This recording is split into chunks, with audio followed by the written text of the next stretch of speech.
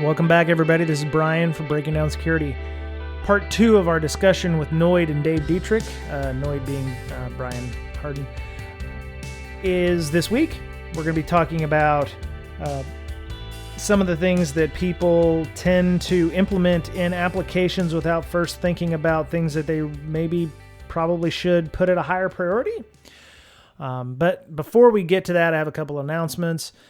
From last week's show, we talked a lot about Keybase, which I know a lot of people actually sent me DMs and stuff and was like, why do you hate security so much? They're trying to be secure and everything. I love Keybase. I think it's great.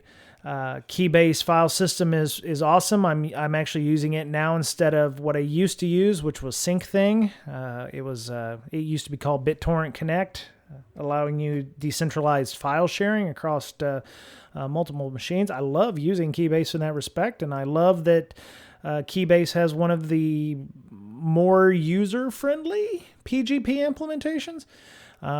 It's just the cryptocurrency sired me on it, and some of the things that they've implemented versus having dark mode before you have the ability to block people in a chat program.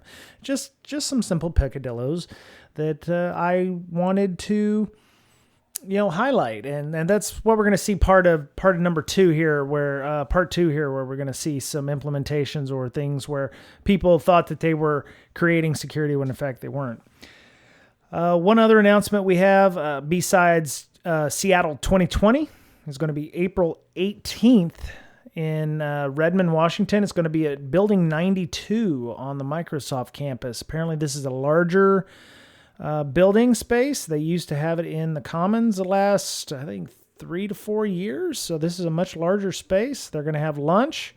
They'll have lightning talks. So if you want to do a lightning talk versus having a CFP, you can do that. They also have a CFP, call for papers. You can go to Bsides Seattle. That's Bsides and Seattle. So there's 2 S's. Don't get that mixed up. .com, and then you can go to their Google Forms and submit your CFP. It closes on January 31st, 2020. It opened on the 6th. So actually, as of, what is today, the 17th? So it's been open for about 11 days. I recorded this on the 17th of December. So there'll be a chill space. They do mention a new location with demand from last year. We moved to a larger space, expands our villages, hosts more talks. I do know they have a great lockpick village. They have a soldering village. Usually you get, as it's been in the last couple of years, they give you the badge and you can solder all the little lights and everything on it and make it work, and it's really awesome. They do have a safety team, so they do have a point of contact for any safety concerns and I do believe they have a code of conduct as well. So if you have any questions about that, they're also looking for sponsors. So if you have questions about how to join them, if you are interested in donating money, you can go to, let me see, their website on the Bsides portal says, interested in sponsoring Bsides, contact bsidesseattle@gmail.com. So if you're interested in doing that, they go all the way up to $1,000, all the way down to, looks like post-conference reception for $3,000, but they also do a $100 a bit. So that's pretty cool.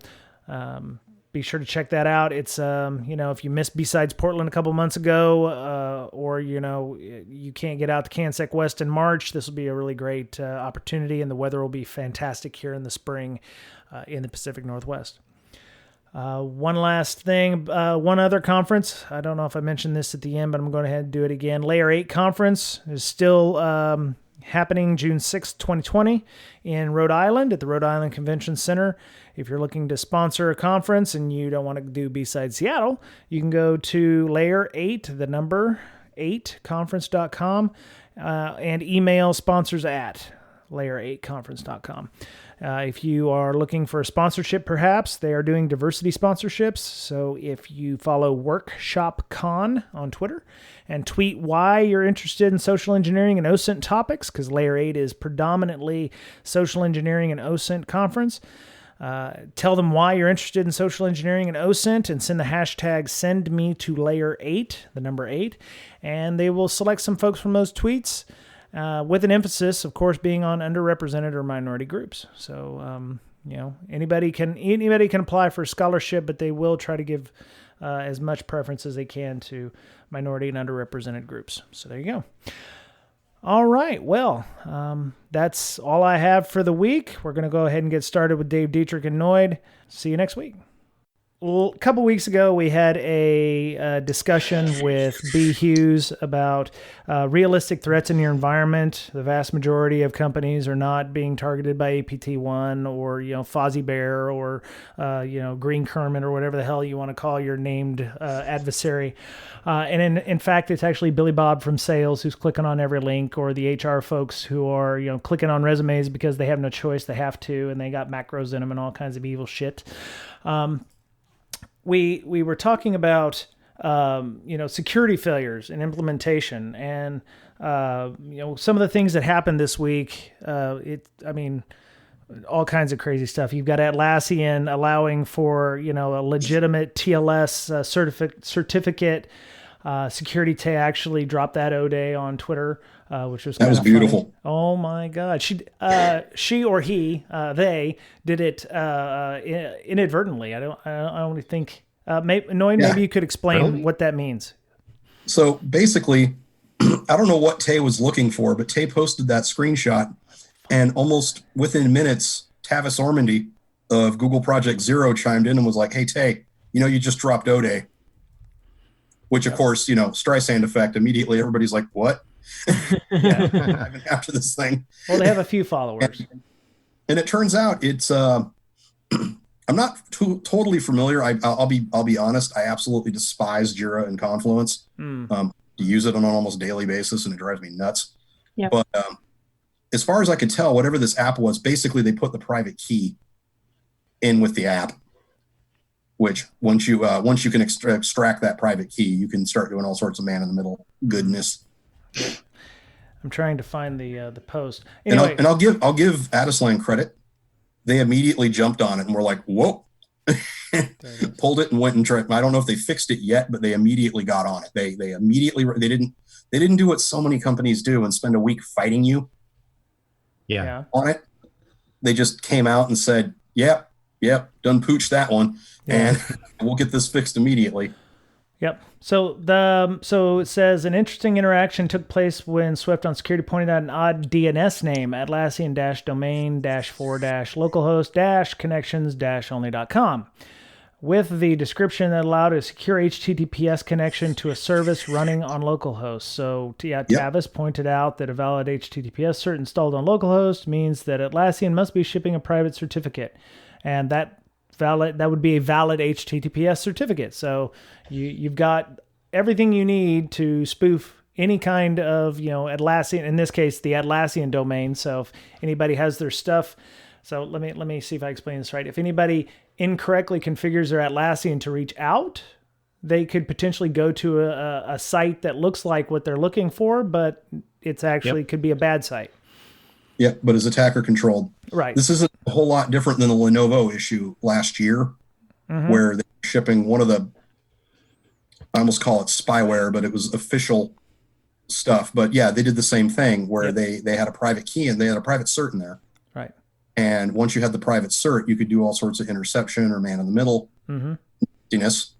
And that in turn kicked off the community basically hunting through software all over the place, looking for other things that had dropped a private cert onto the user desktop as well. And I think a couple more products got found. I think Dell got caught up in it. Yeah. A few other places did too. And again, these places responded to it and said, "Crap, okay, we'll fix." Right. So like last week when we were talking about the Keybase stuff, Superfish was the thing you were talking about with the IBM, the Lenovo stuff. But, they came out, they communicated correctly. And like we were talking about with Keybase, where their communication could have been a little better. But, Atlassian's like, "Yep, we're going to fix it. There's already a CVE for it, whatever." They did what was necessary to, fix this as soon as possible. So the reason I wanted to do this show this week is there's a lot of companies out there that seem to want to do things that will help their customers, but sacrifice security. The Atlassian thing was probably good for a reason. There was a valid reason or a valid use case for it. They just didn't think along the lines of how it would be abused or what have you. There was another one that just came out this week about practical pen tester labs, where they're they store passwords in the clear in a database, and they doubled down on it by saying, well, we set the he delete the, I think he deleted the tweet. Oh man. Right. I think he deleted the original tweet, which came out. So, Practical Pen Tester Lab is a CTF or somewhere where you can go to learn how to do pen testing. You sign up for an account, and then they send you a password that's in clear text over email. The idea is, they argued that there's no, it's ultra secure because we're the only ones who control that. And other people. And their argument basically boiled down to, well, it's not your password. Right. So that way, if it got and it's like, and true on some, if I use the same password I use for my online banking and it gets popped, then I could be in some, but that's kind of on me to practice good security. Mm-hmm. But the very community they were trying to reach out to was trying to educate them about why they shouldn't do this. The more they argued with the very community that they seek to, make money from. Right. And that was weird to me, that they kind of doubled down in front of the InfoSec community on this particular thing. Yep. We've seen many examples of this where they're actually, doing these things. T-Mobile Austria was something similar. It's like, well, we want to be able to help customers with password, to be able to recover their passwords or whatever. So we keep the first 5 characters of the password. And unfortunately, if, a user's password starts with pass W and then there's 3 asterisks or whatever for the customer service person, that was an example of very bad communication as well. I have a link that I'll put in here to the PC Mag. That was back in 2018. Can you believe that was over a year ago? Anyway. Yep. So some of the things I wanted to talk about was, who is the champion for security? And we got some feedback from somebody who I follow, who's native to Seattle here. I like the discussion about security and DevOps teams with B. Hughes in your recent podcast. When you mentioned you're taking the PMP for Agile, I was surprised you did not mention the term product owner, because I'm taking my PMP not for Agile. You were asking who cares about security that you as a security guy could talk to. B mentioned that it was the stakeholders, but in an Agile process, the product owner is the team's advocate for the stakeholders. You also mentioned PM as in project manager. In an Agile world, PM roles minimized. Actually, PM is moving away entirely, ideally, in favor of empowered teams. So I'm reading this, and he's explaining to me what empowered teams are, which I hadn't heard of because I don't work in a DevOps environment. My question from his requirement is, he's like, is empowering them to take time and bear costs of using security tools prior to release and during system operation is what he's looking at his own company right now. He's got 4,000 odd people at his company. My thing is, if the product owner is not considering security a priority or a requirement, who champions security in a DevOps environment? That's a good question. Especially when it's an empowered team. And, developers are not seeing security as a feature, like Noid had mentioned last week. It's mentioning it as a cost loss, or, it's not a feature, it's a problem that we have to solve. And you talked about that in your Bsides talk. It's like, don't treat it as a problem, treat it as an upcoming feature or something like that. So what do you do in an environment like an empowered team, or where there's no PM, there's no real requirements or anything for security? And I'm going to talk to the filthy dev first, Mr. Betcher, because he's a filthy developer. How do you deal with that when security isn't a requirement? I'm just kidding. I love you, man. How does who deal with it? The company itself or the developers? Yeah, anybody, because there's nobody championing security at this point. It's like the devs are like, I need dark mode. I don't need to be able to block people on teams, being added to teams. Dark mode's important. Screw being able to restrict access to things. Well, it's where the money is. Once security becomes such a hassle that it's costing your bottom line, then you start doing security. I was going to say, these new features sales. are going to make, these new features are going to make you money. So that's what your focus is going to be on. Yeah. I mean, it's always where the profit is. It's also the reward model as well. Like back when I was at that big software company in Redmond, one of the things I noticed with the devs is they get rewarded on features. You don't get promoted off of fixing bugs. You don't get promoted working in sustainment. You be the person that says, I shipped that feature in the new version of blank that everybody loves. It's what made it the killer app. And that in turn gets you promoted. That gets you a good bonus. That gets you all that stuff.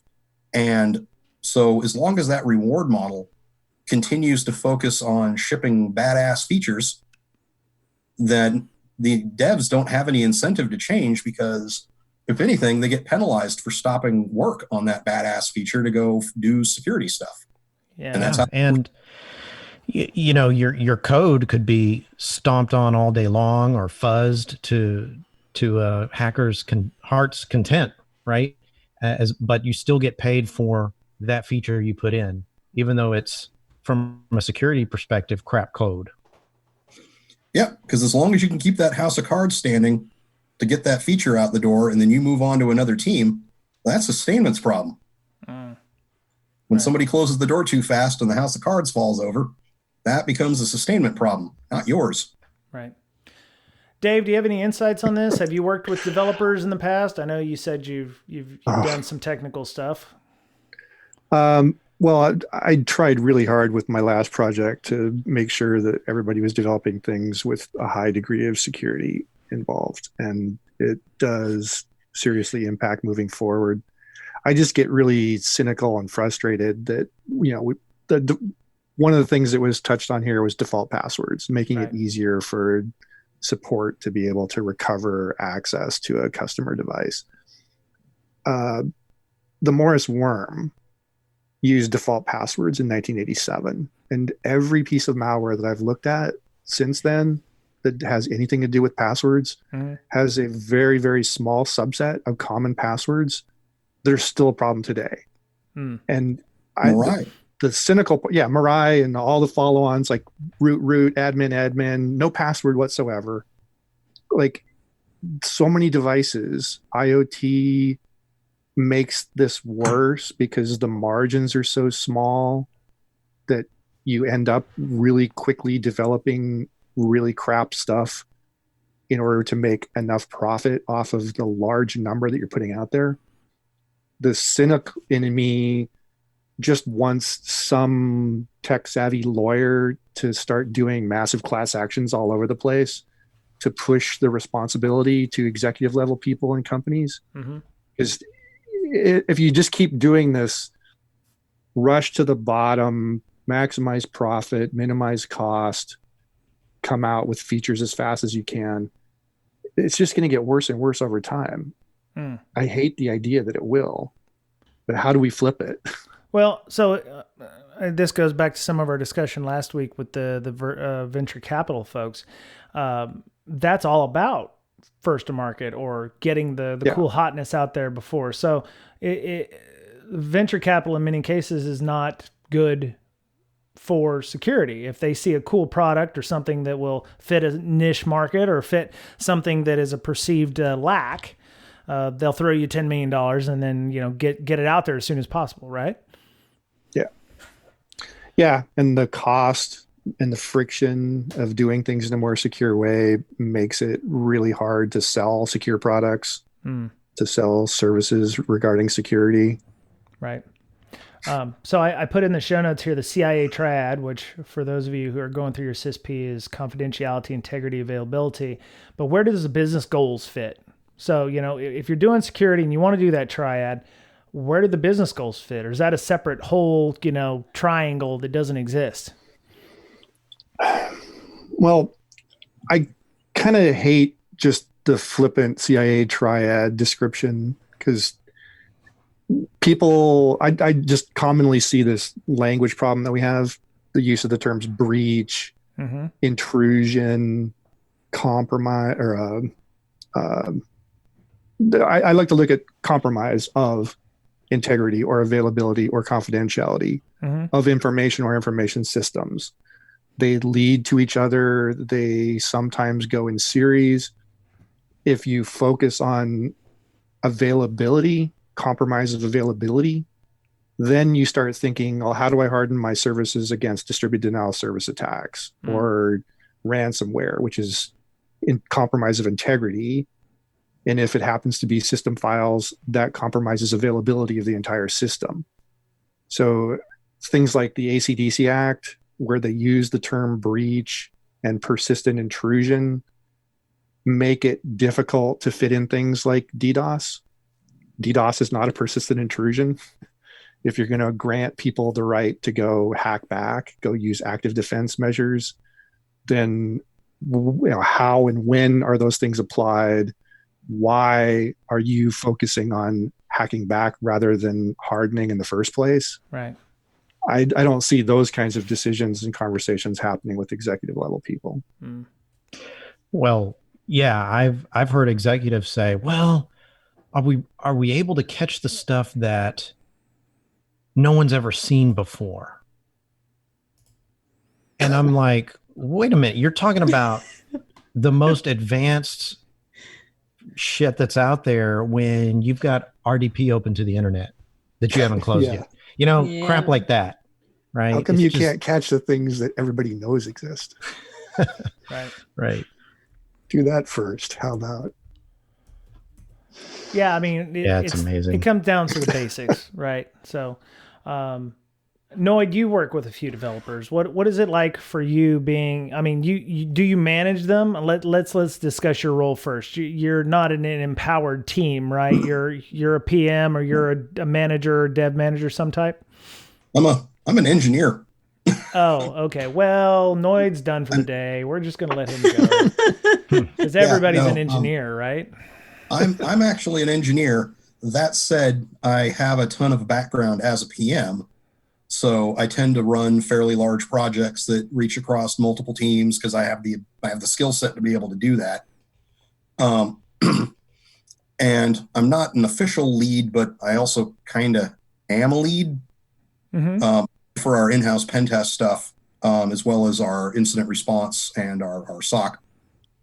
Right. And I'd like to spend a lot of my time, but most of the time I'm spent triaging, pen test findings, things like that, getting code fixes done. Okay. And what I've found is that while I'm not directly empowered, I'm not the boss. I can't walk in and say, this is what you're doing this afternoon and get it done, or you can. But over time, I've built up enough credibility with the devs that I work with. And one of the things I found too is that by having clear repro steps to the issue works out well for me, because when I can sit back and say, I repro'd this issue, it's valid. That there for a lot of them goes, oh, okay, well, I mean, he says it's valid and, we trust what he says. Right. And if anybody doubts it, they can go repro it themselves and go, okay, yeah, I see where this issue is. I notice I have to fight and argue a lot less over the last couple of years that I've been at this role. Why? Mostly because I'm building credibility.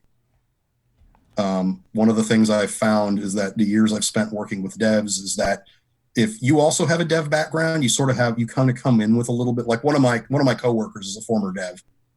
And when he brings things up, he tends to get really good traction with the devs because from their perspective, okay, he's done our job before. And if he says this is an issue, it's an issue. Yeah. Whereas initially with me, it's like, oh, this guy's a security guy. He doesn't have a dev background. Like, I don't necessarily jive what he said, but I've been right enough times that it's now created a situation where they go, okay, this guy has made it clear he doesn't like wasting our time. He's made it clear he doesn't like randomizing us. So if he comes to us and he says he can repro the issue and he's given us repro steps so we can repro the issue, odds are it's legit. Right. And the big question at that point then comes down to is what timeline? Do we need to drop everything and get it in this sprint, or can we wait for the next major release, that kind of thing? But I argue with people a lot less about the impact of the issue and more about the timing of the fix. Right. Is it being driven by the other thing too is also, I've stated this to people in the past that at the end of the day, if you don't have merit, leverage the company's ethos or leverage the driver for it. Like, for example, if I have a customer that says, we did a pen test. It's in our contract to do a pen test. We found this issue and we're not going to renew until you fix it. At that point, it's not a matter of whether or not you want to listen to me. It's, do we want to retain this customer? Yeah. And even if the issue isn't really that, maybe the issue isn't really that big of a deal. Maybe the customer is making a mountain out of a molehill.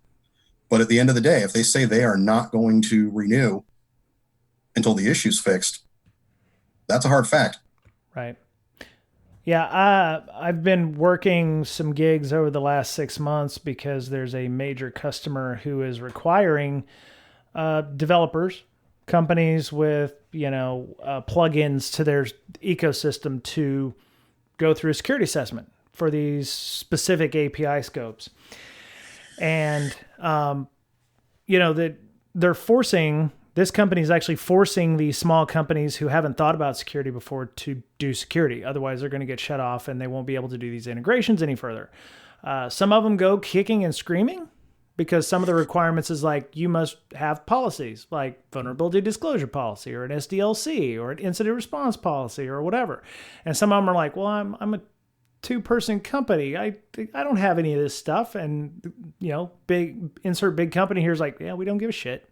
You're gonna abide by the rules of decent enough, this bar security. Sorry for you kids at home who aren't, can't see this. I've got a bar like here, and then about 2 inches above it, I have like what real security might be. Well, that really clarifies. I have the theater of the mind, man. Theater of the mind.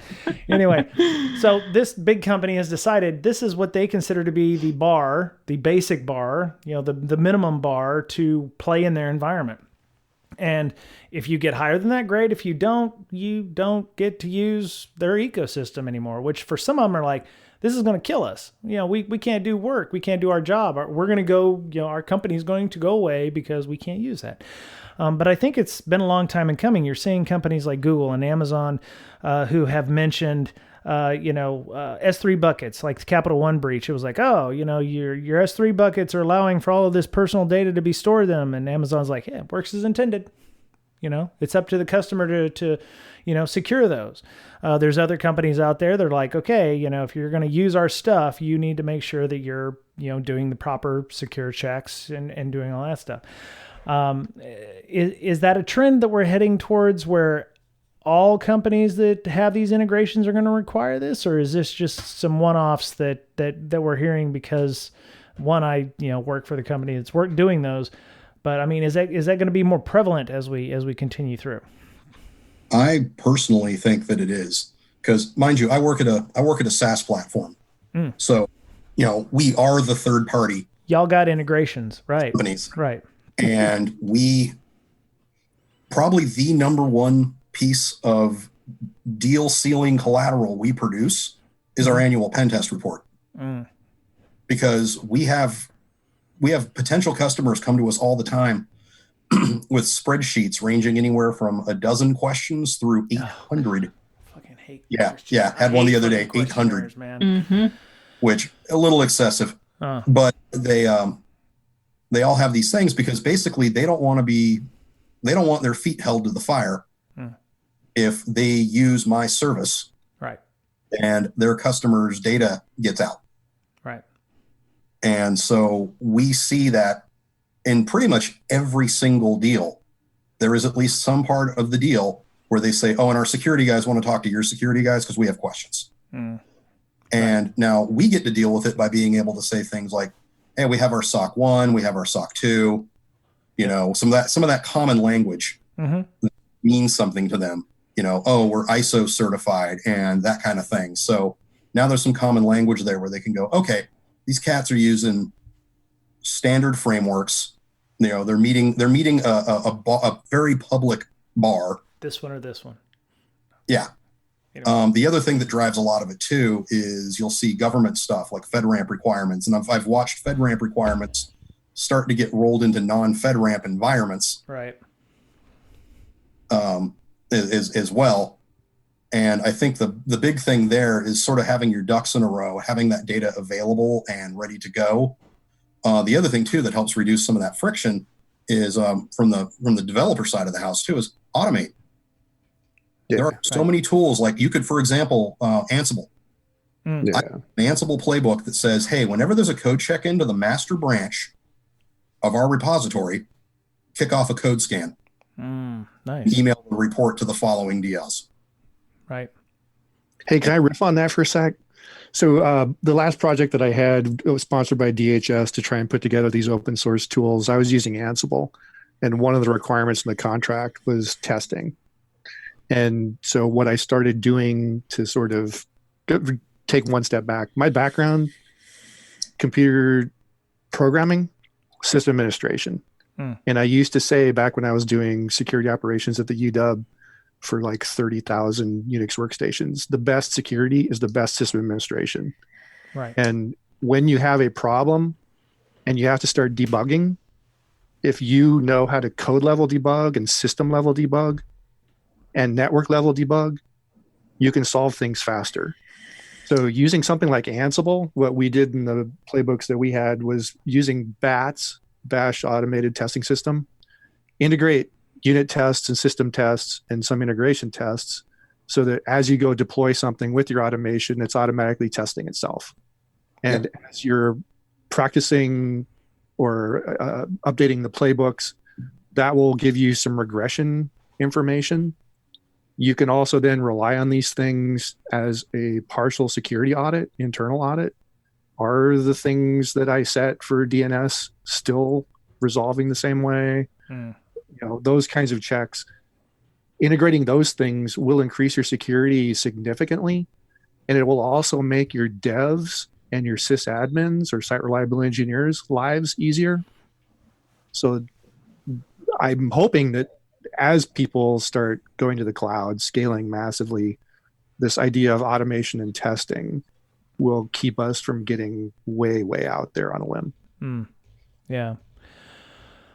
Yeah. So I actually found the article. I actually found some of the tweets. It looks like that person who had initially posted this about Practical Pentest Labs, their account's gone. It says this account that no longer exists. I wonder if somebody reported them for something and they got deleted or what have you. But there's still plenty of that on. There's still plenty of the original discussion online. So his original post was like, "Oh, you guys are stupid. You shouldn't be."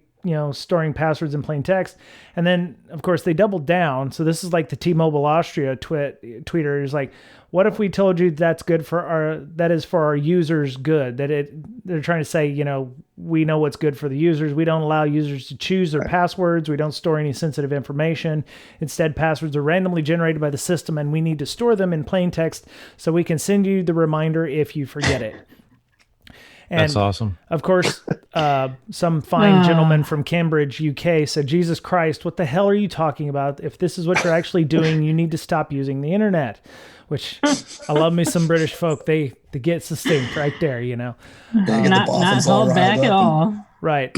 And they come back and they go like, oh, well, we don't store any secure or sensitive information. But then somebody had posted, it's somewhere in the tweet thread that, you have a profile inside there once you log in that allows you to do things like put your first name, your last name, Twitter handles and stuff like that. And they're like, that's just rife with social engineering and phishing, send an email from, pentesterlabs.org and say, hey, this is Pentester Labs, log in and, there's attack scenarios for using this stuff. So yeah, the whole link and the whole list here is just hilarity ensuing where they're talking about, if you don't allow users choose your own. Oh, the other thing was you can't ever change that password. So the irony is just lost on them. Yeah. Yep. Yeah. So, and because this is supposed to be teaching people how to do InfoSec related hacking and penetration testing, it's very bad. So, this stuff is literally the first 5 minutes on the first day of Security 101. Welcome to class. I'm Bob, your instructor. We're going to learn about web app security. First thing you should know is don't store your passwords in plain text in your database. So yeah, there's a lot wrong there. And this is again kind of what we were talking about. They don't think about the ramifications of this. But maybe it was, something that they generated a long time ago and it only started getting popular. Communications in this case, and like we talked about last week with Keybase, they should have just owned up to, being stupid and not, doing proper best practices and fix it.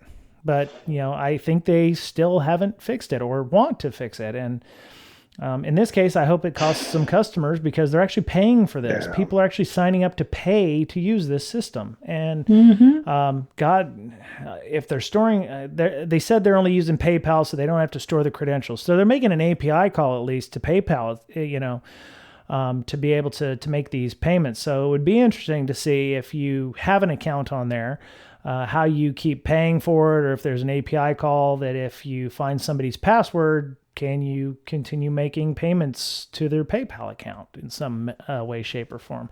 So, I mean, there's additional attack surfaces that I, don't want to go and test. I'm not suggesting anybody else either, but there's just a whole bunch of fail here with these kinds of things, and we see them every once in a while. And some people. Go ahead. Well, one of the hardest problems to fix is when you made a poor security decision early on in your product development. Mm-hmm. It's sort of like anybody who's ever configured an AD domain incorrectly. You realize real quick that basically, I have to stop what I'm doing, nuke it, and start over now. Right. Because if I allow this to go forward, it is going to be just an impossible to fix, just absolute crap fest down the road. And you see that legacy decision that gets hung around on a piece of software, like for whatever reason we decided we were going to hard code some stuff in there that requires .NET 3, or we're going to make a bad design decision. And then now later we've realized it's a bad decision. People have brought it to our attention, but fixing it is now this nightmarish burden. Yeah. Because it means having to go back and deal with, some very subframe, it's realizing the concrete in your foundation cracked after you built the house. Mm-hmm. Right. And it's like, you can fix it, but good God, that's just going to be a nightmare. Right. And every company suffers from these. It's not always a security decision, but every company suffers from at least one poor decision that was made 5 years ago that they now have to basically work around on some part of their product. Right. Because they don't want to do the heavy lifting necessary to go back and fix it for real. Right. So, Dave, in response to that, is there any way to fix that or make that better or make that less, sucky for, companies to, fix that .NET 3, or should they not tie to any particular framework or version? I know that people who tend to use Java a lot tend to use the Java isms for a particular version, and then they get stuck on Java 1.6 because it has the call or the API bit there that we need, and it would cost too much to upgrade to 1.7 or 1.8 or 1.9. How can they reduce the chances of doing that or having that happen to them in the future?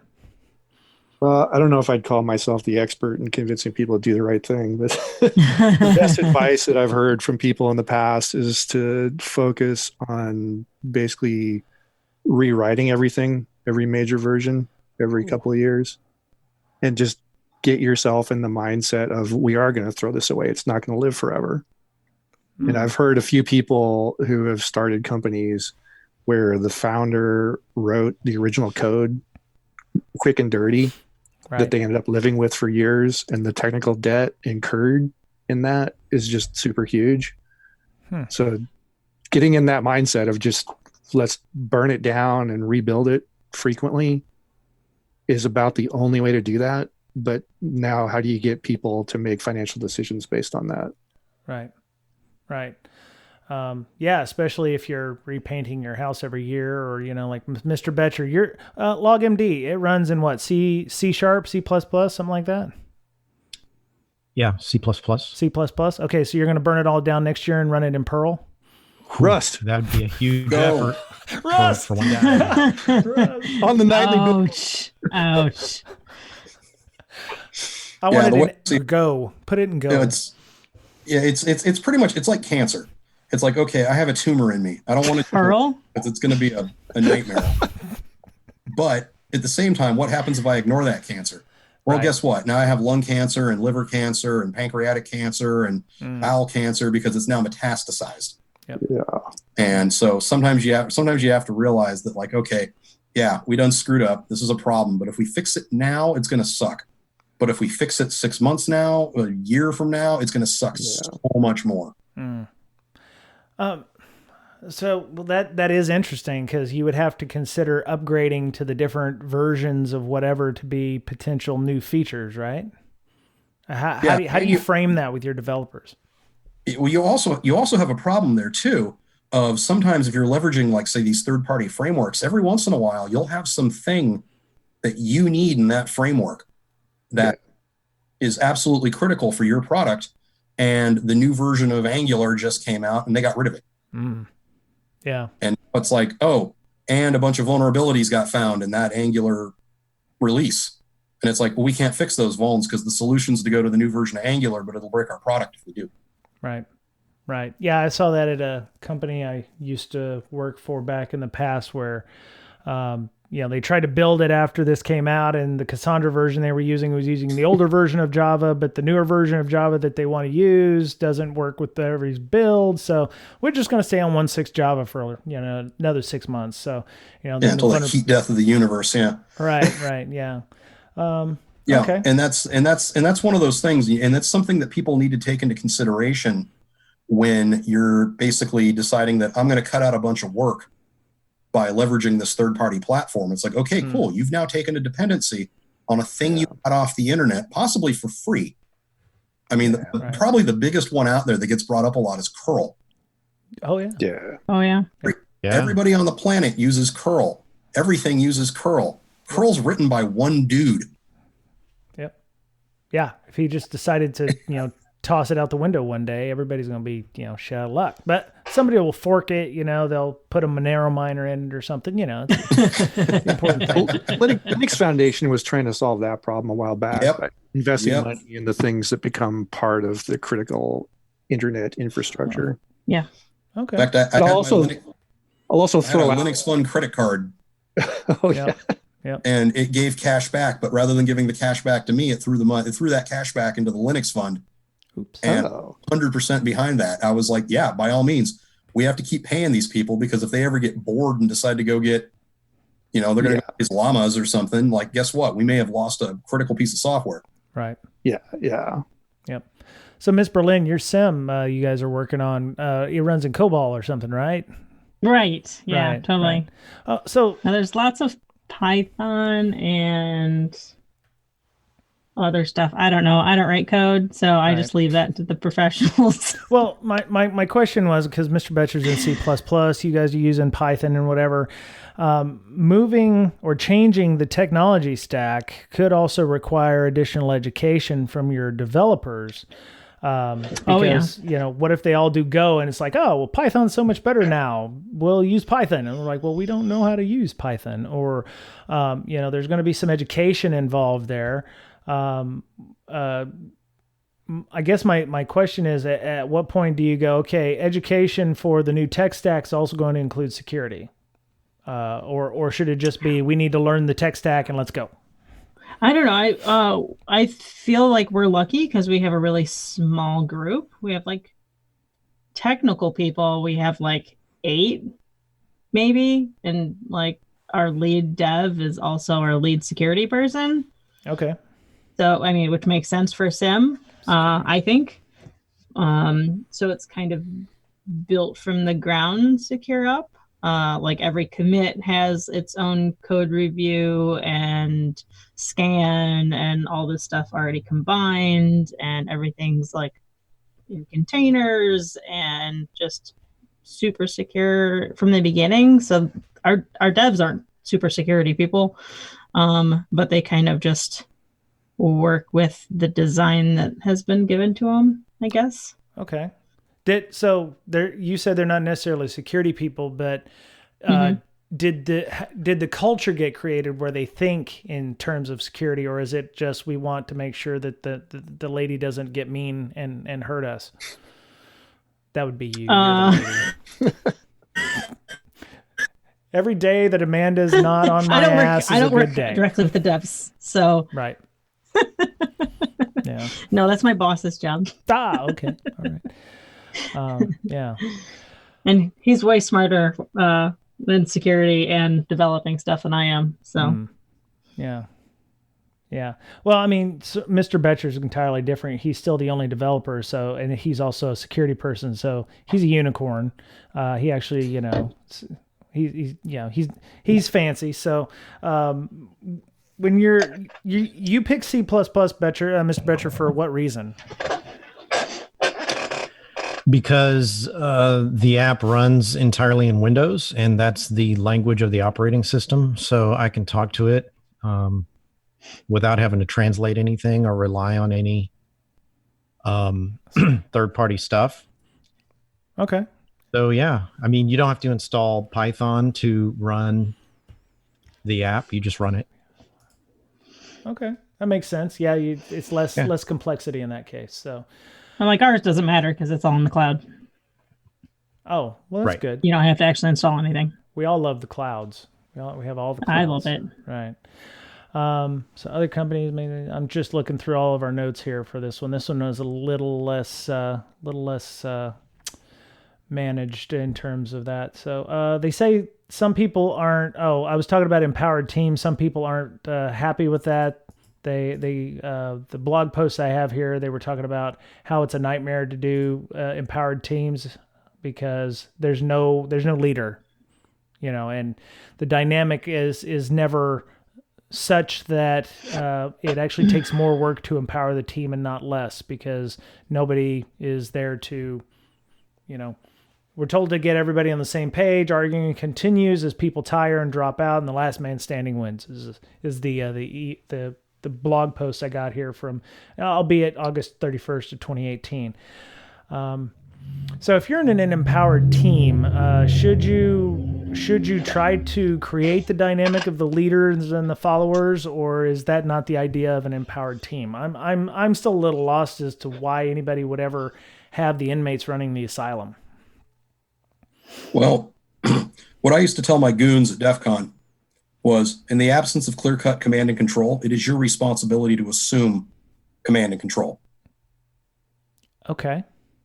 And I think in a situation where you've got a team where there is a gap like that there, and you are the person to fill the gap, it's your sort of responsibility to step up and start driving those initiatives. Mm. So, for example, if I happen to be the security guy on one of these teams, then I'm going to step up and I'm going to lead it. Will I get any traction? That remains to be seen. That depends on how effectively I lead. Right. And the culture. And the culture. Mm-hmm. So when, Mr. Noid, when you mentioned that, in the absence of leadership, you kind of have to shoot from the hip, kind of reminds me of the Balance of Terror episode of Star Trek, the original series, where, Kirk's following the Romulan around and the Romulan's trying to go home and everything. And they're got to go into the neutral zone, because the neutral zone is the area between the Federation and the Romulan Star Empire. And, his orders are to not go into, his standing orders are to not go there. But if he lets the Romulans go, they're going to go back and there's interstellar war. So Kirk was required to, think on his own, do his own thing. And then 3 hours later, he gets something from Starfleet going, yes, we'll trust any decision you decide to make. Or, back in the day when Navy sailing ships were, didn't have communication like the British Empire, the captains on the ship were pretty much the de facto standard of they had some standing orders, they had some guardrails, they could go past a certain point. And then, only reason I remember this is I'm reading the Matcher and Aubrey series, Master and Commander. And so they have a specific guideline, protect British shipping in this area, and they do it however they feel they should. Prize crews will go and, capture ships and stuff like that. So we're kind of going backwards in terms of how we do development, where it's like everybody has to kind of, feel their way through. They get like specific standing orders, but, don't break the thing. But they don't get any, overall leadership in this case. Well, you may have hit on the answer right there. Don't break anything. So Right. the idea of test-driven development, if I was CISO, that's what I would be using. Mm-hmm. Is just get people in the mode of developing to tests. Write the Okay. tests first. If you switch language, whatever, if it is conforming and the tests are passing, great. And then add security-related tests so that there's really no difference. There's just a test suite. Right. Test suite passes, great, you did your job. If it doesn't, then go fix it. Empower people to make sure that the tests succeed, and then your product will succeed. Yeah, I just don't know. I need to. I'm actually asking the guy who hit me up, Mark, to see if he'd come on the show and talk about empowered teams and stuff, because it does sound a little buzzwordy. But yeah, I'd like to discuss with him how they handle security in that case. You know, if it's just, oh, we got some hand wavy here and all of a sudden security happens, then it's going to be like, yeah, we can't do that. So yeah. So I don't have anything else. Anybody else have any questions, comments before we go? Okay. I do not. All right, excellent. So I'll go with Dave because we've never had him on the show first. He's our new guest. Dave, if people wanted to talk to you about the history of distributed denial of service or ethics, because you were taught, you were at University of Washington, were you teaching or were you just an advisor, or what were you doing there? Well, I started out in the early 90s as a system programmer and system administrator, and then became the frontline Unix workstation support contact in the mid-90s, which became the security guy, because before Windows had a TCP/IP stack, you break into a computer over the internet, it's a Unix system. Right. And then I wanted to get into research, so I was able to get myself in a staff research position, even though I only have a bachelor's degree. Nice. And from 2004 until 2 years ago, brought in a little over $4 million and was able to go study the interesting things that I wanted to study, mostly botnets, advanced malware tactics, trying to figure out how to lower the cost of doing response, because forensics is hard. Automating that stuff makes it a little bit easier to do a better job of figuring out what happened. Okay. Very cool. So if people wanted to discuss any or all of those things with you, is there a good way for them to get a hold of you? Yeah, dave.dittrich@gmail.com. Okay. Then I may get all kinds of spam. I should get a Keybase account, and then it'll be really super. You'd have me to Teams. Yeah. Okay. Cool. So, Mr. Noid, if people wanted to talk to you about all things, are you planning on being in DEF CON this next year? It remains to be seen. There's other stuff going on behind the scenes. The best way to get a hold of me is on Twitter. _Noid_. _Noid_. Okay, cool. Also, if you are ever at CSEC East, Noid does tend to maybe once in a while show up. So I'm trying to shame him into coming to the next one. So we're gonna be I know. We're gonna be at Unity in Bellevue next month with Brandon and them doing some AppSec stuff. So we're gonna be discussing some AppSec stuff. I haven't announced that on the Eventbrite or anything, but yeah, it's there. So, Ms. Berlin, tell us about BeerCon and what they were doing for you. It went really well. They did a 24-hour stream. It was done by the Many Hats Club. Okay. They're a podcast group out of London. I don't know, somewhere in England. Yeah. They raised or are still raising. Well, not by the time that this goes out. They're trying to raise £10,000 to split between us and EFF. Okay. And they've gotten a little bit over 6. So, nice. Yeah, that was super good. They had me on talking about mental health stuff. So, very cool. I was on super late last night. Oh, yeah, I saw that and I was like, wait, that's GMT time. Wait, that's like 18. And I was like, almost 11 p.m. my time. Right. Okay. Yeah. Well, that's cool. Okay. Which, I mean, it's almost midnight my time now. I'm sorry. I was trying to get this done before we all turned into pumpkins. So, how would people get a hold of you if they wanted to find out more about mental health hackers and you personally? You can DM at Hackers Health, or my Twitter is at Infosister, INFOSYSTIR. But you can't DM me unless you got your DMs blocked. It's the same reason that we would like Keybase to, same reason we want Keybase to lock down their stuff, because, opening up DMs as a chick on the internet isn't great. Sorry, I didn't mean to say chick, Brian, as a lady in tech. Lady, yes, thank you. Appreciate that. Mr. Betcher, we mentioned LogMD earlier. Maybe you could tell people what that is in case they were interested in using it. Yeah, LogMD does quite a lot now. We've been working on it for a few years. One thing, well, the main reason we started it is, well, you need to start logging, right? But Right. How do you start? And what do you start logging? Well, let's just log the entire security log on the Windows endpoint, send them up to the cloud, and that'll be good enough. Yep. Well, LogMD actually extracts something like 25 other logs besides the security log. Oh my! And those are pretty high value logs, and it doesn't actually need the entire security log. So it really extracts the things that are high value and low noise. Okay. So that'll reduce noise on your SIM, your network traffic, your endpoints, and all that stuff as well. Cool. So we do have a free version, so check it out if you have questions about how do I get started in endpoint logging, things like that. So there's no installation, just put it on your system and see what happens. Cool. And how would people find you if they wanted to talk about that?